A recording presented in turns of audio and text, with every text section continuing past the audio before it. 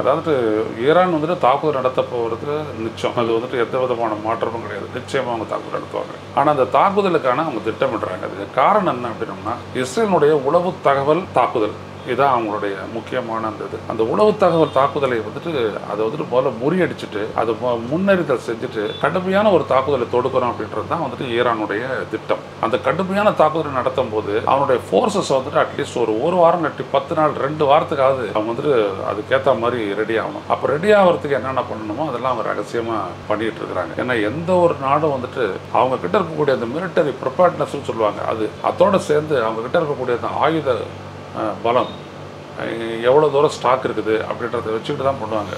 இஸ்ரேலை பொறுத்த வரைக்கும் வேறு வேலை இல்லை. ஏன்னா அது ஒரு வியாபாரமாக அவங்க பண்ணுறாங்க. அதனால் அவங்கக்கிட்ட இருக்குது. ஆனால் வேற ஒரு நாடு தாக்கும்போது தான் தெரியும் அவங்கக்கிட்ட இருக்கக்கூடிய டிஃபென்ஸ் ப்ரிப்பேர்ட்னஸ் எந்த அளவுக்கு இருக்குது அப்படின்றத நம்ம தெரிஞ்சுக்க முடியும். அதனால் அந்த மாதிரியான ஒரு கட்டத்துக்கு தான் வந்துட்டு ஈரான் வந்துட்டு வெயிட் பண்ணுறாங்க.